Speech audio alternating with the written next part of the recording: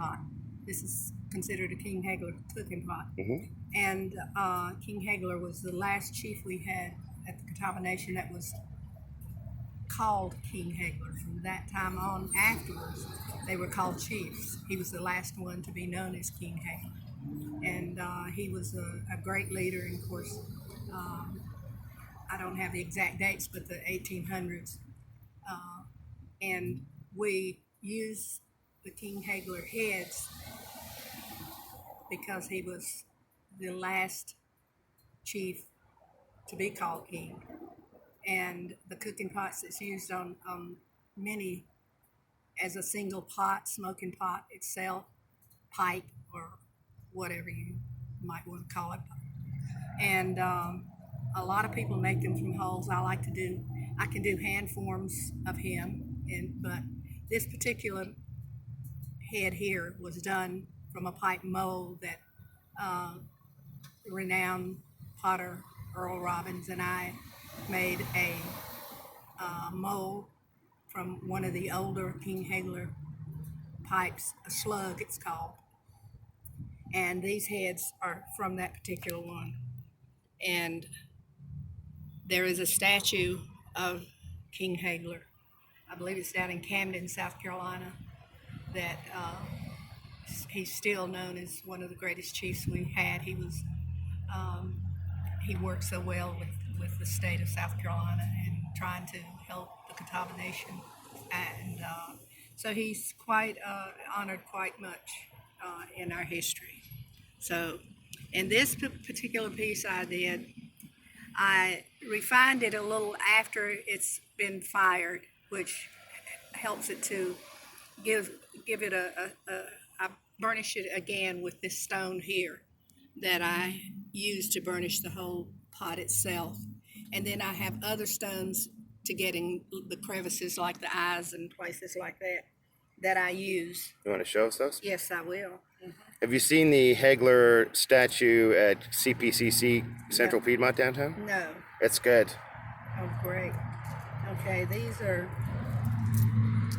unique stones here that I can detail more my work.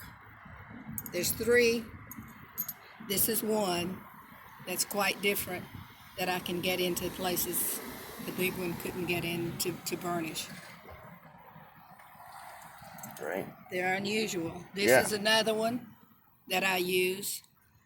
Reminds me of a bird. But that I can get to detail in these right here. Has a fine line there, as you can see. You can detail or do designs with it, so I use that for eyebrows and go back over them even after they've been fired if I need to.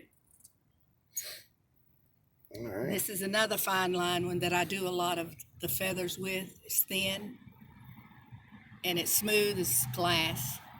So I've had these for many years, and I bought these at a powwow one year. Some gentleman had them, and so I've been able to be selective and be able to find out which works best when I'm making a piece. Yeah. This book, I was the first artist in residence at the South Carolina Native American Studies at the University of South Carolina in Lancaster. And I did this catfish here that's on the front of this magazine. I have so many pictures of that catfish. This is an outstanding magazine from the state of South Carolina. And it was such an honor to be chosen to be a part of that.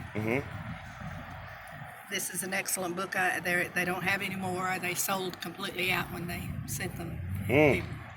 I tried to get more, so I'm glad I brought this one to you. Yeah, So I'm really happy about that. That's That your is very own. Yes, signed by you. Signed by me. And it has the picture of my stones and me working there at the University of South Carolina, Native American Studies. All right, well, thank you, Caroleen. The folks on the Jim's page are going to really enjoy seeing this. I hope so. It's a passion that I have, and it honors the people that can't speak for themselves anymore. And if it wasn't for those, we wouldn't have it today. It's such a treasure and such an honor for me to continue the tradition. It's my heart, it's my soul, it's who I am. It's the blood that goes through my veins. It's made me and others richer for it. Well, I couldn't tell you what it does for me when there's someone like you that understands and feels what we feel through our clay and through our people. And I thank you for that. And Thank you. sincerely, I really do. You're a treasure. Thank you.